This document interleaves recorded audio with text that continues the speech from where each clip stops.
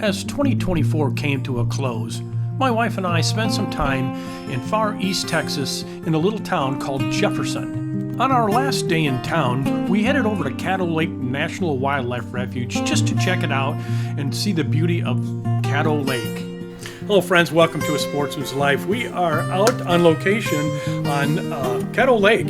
We are with Old Jiggers, Caddo Lake Adventures. Welcome to A Sportsman's Life. We're so glad you tuned in to join us for another exciting real-world outdoor adventure right here on A Sportsman's Life.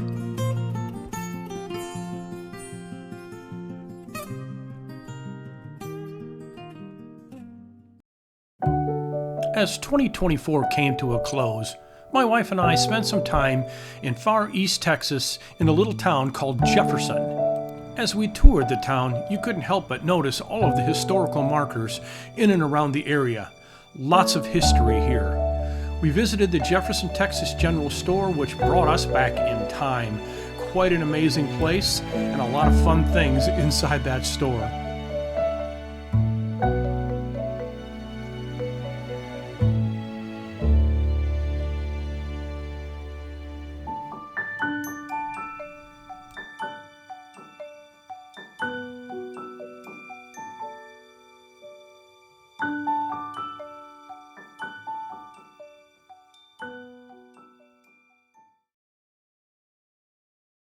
During our visit, we had to take time to visit the Jefferson Hotel, which is supposedly haunted. This was fun and an interesting place to visit.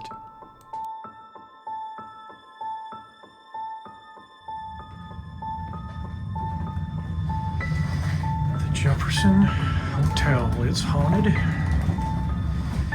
It's crazy. They have a little of everything here. And I mean crazy. Coffins to weird popcorn.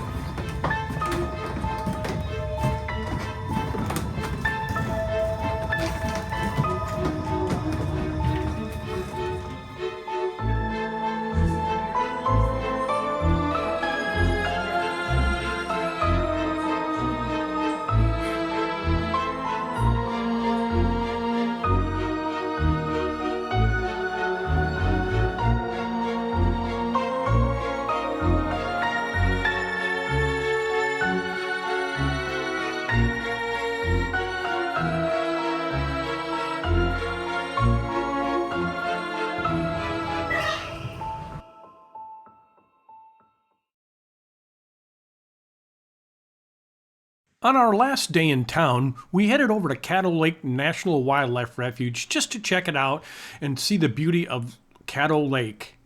After a drive around uncertain Texas, we headed over to meet up with Old Jigger Caddo Lake Adventures and owner Mike Griffiths. Hello friends, welcome to A Sportsman's Life. We are out on location on Caddo Lake. We are with Old Jiggers, Caddo Lake Adventures, and Mike Griffiths is taking us out on the lake. Glad to have you. Glad to be here. Welcome to Caddo Lake. Thank you very much. It's been a rainy couple days here, but it's finally kind of cleared up a little bit. And Mike said the water's up just a little bit, but we're going to go out and just check out a little bit of Caddo Lake. And yeah, this will be fun. Give us a little history, Mike. Tell us a little bit about the Caddo Lake and how long you've been here. And Caddo Lake's the largest. Call it the largest natural lake in Texas. Mm-hmm. I call it the largest naturally formed lake in Texas. Because it was naturally formed, but we do have a dam now. So my understanding that it was some volcanic event or something. Yeah, it was great. It was called the Great Raft. It was a giant log jam. Okay. That developed on the Red River. Red River's about 20 miles to the east of here. I got you. Okay. So the Red River got blocked from about 20 miles below Shreveport, Louisiana. The log jam stretched all the way up like 90 miles to Texarkana. Okay. And when it rained, the water came down the river, couldn't get through the log jam, so the water was diverted around it. Mm-hmm. And the water from the Red River backs up into this bottomland, floods everything, made the lake. The water actually got 10 or 12 feet higher back then than it is now, so all this part of the country was underwater. The Caddo Indians, the lake's named after, named after. They moved out, went to high ground because all the camps were flooded, you know, Okay. all their camps. Uh-huh. So the water got really high and flooded all this, and then steamboat travel began on the Mississippi River, and steamboats were running from New Orleans to Jefferson, Texas, which is 20 miles up this river. This is the big Cypress River bayou that runs through the lake. Okay. And so steamboats made it to the lake. They finally cleared the log jam in 1872. But all during the time before, the steamboats were running through the lake, going to Jefferson, hauling cotton and bringing people in the lake. They finally cleared it 1872. When they did, all the water drains away because the water's not backing up from the Red River anymore. Mm-hmm. So the water got so shallow that the steamboats couldn't hardly get through. Couldn't get up to Jefferson anymore. Jefferson died because the people couldn't get there by boat. Water kept getting lower and lower, and finally by the early 1900s, Caddo Lake had dried back up, pretty much. Okay. Louisiana, half the lakes in Louisiana, half the lakes in Texas. When the Texas side had pretty much dried up. What do you say we slip out there and take a little bit of peek at the lake and Let's go. show us around? There we go. Brought to you by Dallas Safari Club, Conservation, Education, and Hunter Advocacy. Hornaday, accurate, deadly, dependable. Taurus Firearms, maker of the Raging Hunter. Stealth Vision, high-tech, precision-driven equipment tailored for the modern hunter. Average depth of the whole lake's 8 foot, and that's half the lake in Louisiana, half the lake in Texas. Gotcha. And so the Louisiana side's more open and deeper water, and the Texas side's more shallow and swampy and more cypress trees and everything. But Caddo Lake has the world's largest forest of bald cypress trees. And so all these trees we'll go by some that'll be 300 to 500 years old. Is that right? Then a lot of them are islands of trees that are younger, like 150 years old or younger. But the trees, they're an evergreen family, like a cedar or pine, but unlike a regular evergreen, all the leaves on the cypress all turn red in November. So November is a big month for photographers and all the people that live to see the fall colors. Then leaves fall off by this time of year, and the trees are all gray and bald, and that's how they get the name bald cypress, evergreen that loses its leaves. Then they all get green again about mid-April. All the trees will have to be draped in Spanish moss, gray moss hanging on the trees. It's a living plant. It traps nutrients, moisture in the air, and that's what feeds it, but it's always gray. Pretty cool place. No other place like it. This is called the Cathedral. Okay. Because of the way the trees kind of cover over the top of it.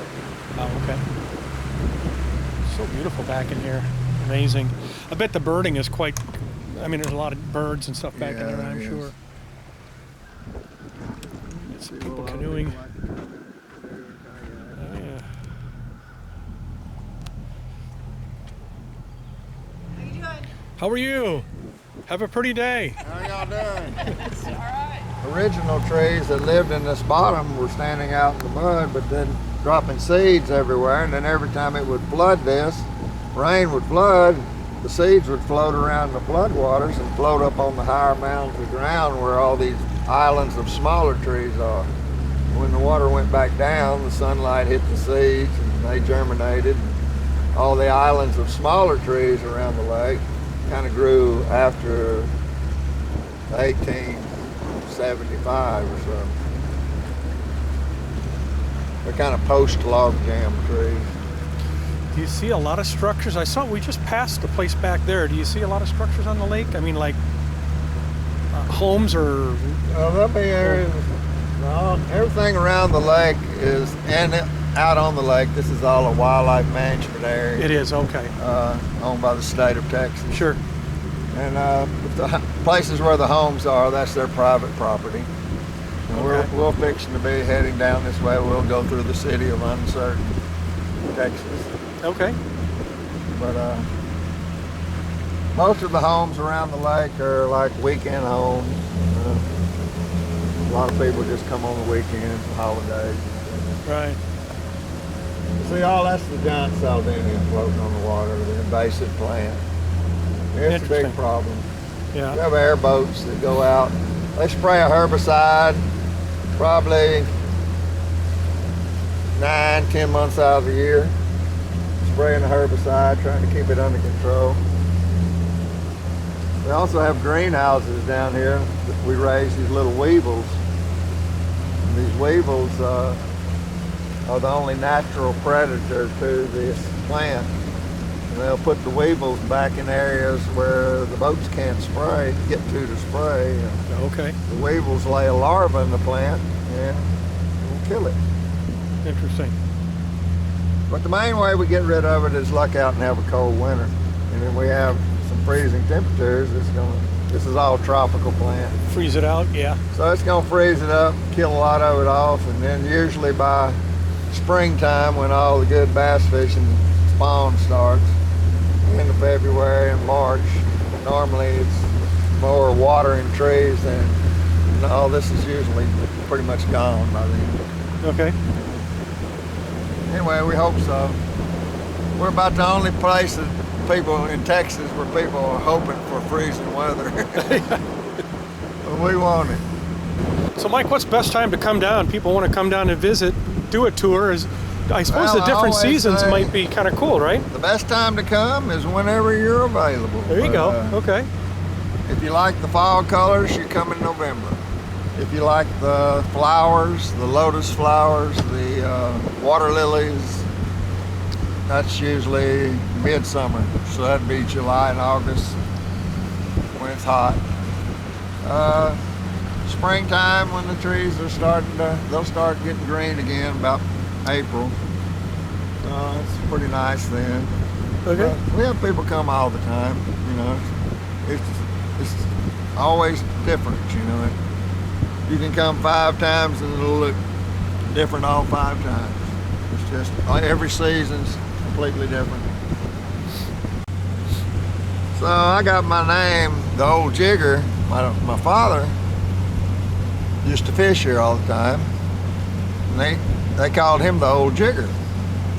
And he jigger pole fished. Well, jigger pole fishing consisted of a cane pole and about 16 inches of line tied on the end of it and a little jig.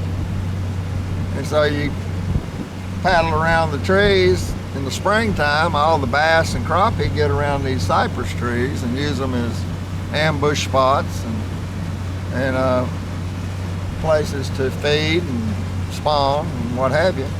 And so we go around the trees with a long pole and a jig hanging about 14, 15, 16 inches under the water. You just go around the tree, well, the fish is gonna be there and he just pulls it down and you whomp him and it's a ball, you know. Jigger pole fishing.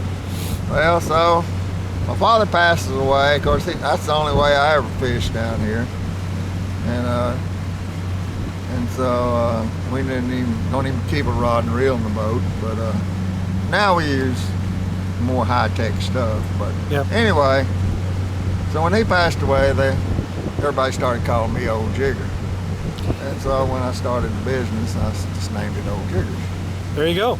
There you go. Makes complete sense to me. So anyway, great place for jigger pole fishing because you got all these trees. A lot of crappies in here, huh? A lot of crappie and a lot of big bass. I've caught 10 bass over 10 pounds on Oh yeah, that's that good little fish. jigger pole down here. So it's a blast. Can't beat good fishing, right? Real good fishing. So this is Johnson's Ranch. It's the oldest inland marina in Texas, built in 1908. They have a boat ramp. It's kind of like the downtown square of Uncertain, but they sell the only gasoline on the lake. They also do some tours. They rent some cabins. They sell fishing bait. So it's kind of a hangout on the weekends. Definitely a lot of people there. It's looked just like that ever since I've been alive, for sure. One county over here, Harrison County, and over here is Marion County. Oh, okay. Well, in 1933, Prohibition ended, and they gave the counties the right to vote if they wanted to sell alcohol. Well, Harrison County over there voted no, but over here on this side, Marion County voted to allow the sale of beer. So beer was legal on this side of the river. So in 1935, some guys built a floating diner and tied it down here to the trees. They called it the Caddo Diner, or the beer boat. And they ran electricity to it and had a jukebox. They had music, dancing, food, and beer on the floating boat. From Thursday afternoon, Sunday night, they'd run taxi boats across to bring people over to come eat and drink and dance. And it was going good, and then the boat starts leaking, and they had to pump the water out all the time. Anyway, they got rid of it and hauled it off and built a new diner up on stilts. It was like 100 foot long. It was a big thing. Music, dancing, food, and beer. And it got to going so good, they started building little buildings like this one right here. It's called Dick and Charlie's Tea Room. And this would have been a little bar / brothel back in the day. And so they had beer and girls and all sorts of goodies going on over here. It's kind of like a adult strip mall of adult entertainment over here, you know. It was going real good, and then World War II started, and all the men left and went overseas to fight in the war, so business slacked off. And a year or so later, they voted again on the alcohol. Well, all the men were still at war, and women vote no, and it failed. So they couldn't serve the beer over here anymore, and all the businesses went away in a few more years. That's all that's left, the tea room. This big white house on the right is called the Dallas Caddo Club. It's the oldest hunting and fishing club in Texas, so they say. They built in 1912, or completed. There were some guys out of Dallas that would come down here to hunt ducks and fish, and they built this as their hunting lodge. And they own this island on down here in front of it. But it's been operating as a private club since 1912, never has closed. Caddo Lake's the site of the world's worst United States steamboat disaster, or a steamboat called the Minnie Stevens was coming through here one night, 1872 or something, I can't remember exactly. They had torches on the front of the boats to light the way where they could see at night. They were carrying a bunch of people, a big load of hay, and the embers from the torches caught the hay on fire, and the boat caught on fire. They tried to run it ashore, and got hung up. People were diving off the boat, getting caught up in the paddle wheels, and like 60-something people died, and that boat burned up to the water line. Way down there in front of us, as far as you can see, where the Louisiana line crosses the lake down there. And then the other half of the lake is on the other side of the far tree line. So it's half of it's Louisiana, half Texas. So when you fish this lake, like I know Lake Texoma, you have to have a special license to fish it because it borders 2 states. Is that the same here or no? No. Not here. Louisiana and Texas have an agreement where any lake bordering both states, either license works. Okay, So good to know. if you have a Louisiana license, you can fish anywhere on the lake. If you have a Texas license, you can fish anywhere on the lake. Good to know. A Sportsman's Life is also brought to you by Mossberg, American built, American strong. The YO Steakhouse, Catch and Release Apparel, AGM Global Vision, your go-to for thermal hunting scopes and spotters. Pyramid Air, your one-stop shop for everything air guns.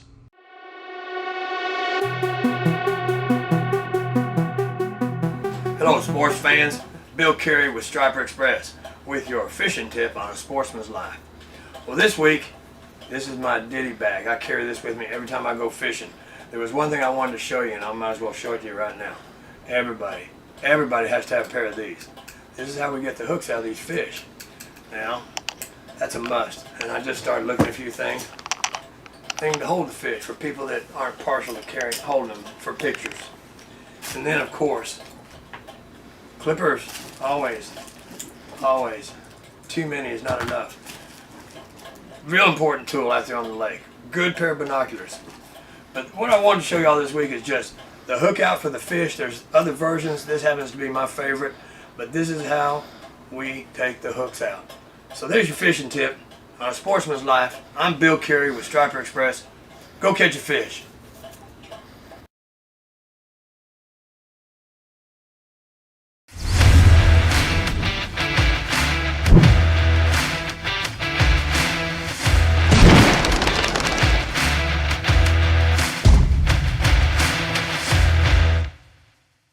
If you're looking for the best way to bring game to the table, check out Vineyard Max Deer Products at vineyardmax.net or find them on Instagram and Facebook.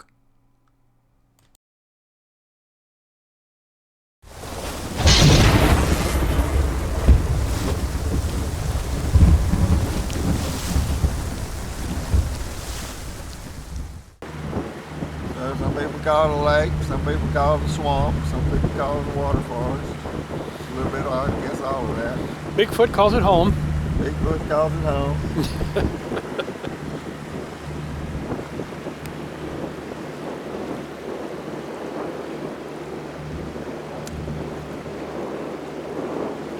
All these poles and marked roads around the lake. There's like 200 miles of roads on this lake. Really? They have signs to identify which road you're on. If you had a map of the lake, it shows all the different roads. Not as bad now, but back before cell phones, GPS and all that, you know, people would always be somebody lost or broke down somewhere, and people were always out having to go out and look for somebody. That still happens some, but not as bad as what used to be. At least most people have a cell phone now. They can usually get somewhere and call somebody.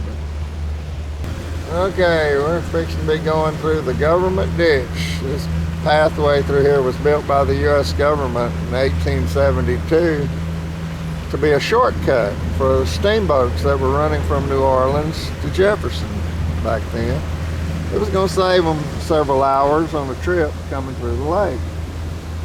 But the year they completed this, 1872, was the same year they cleared the log jam on the Red River that had caused the lake.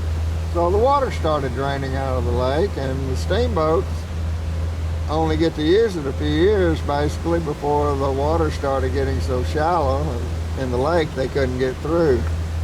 But it ended up making us a real pretty place to go back and forth from the lake to the river. And anytime you see photographs of Caddo Lake on the internet and literature about Caddo Lake, you'll always see a few pictures of the government ditch. People ask how the steamboats get through here. This water's only like 4 foot deep and it's not very wide, but when the steamboats were coming, that's when the water was still 8 or 10 feet higher than it is now, and all of these trees along the edge weren't here yet. They all kind of grew after the log jam was cleared and the lake dried up, because the seeds had to be laying in the mud, the trees. So it really didn't look quite like this, but it's a real cool place. Everybody likes to ride up and down the government ditch. Anytime I do a tour on the lake, I make sure we go through the government ditch.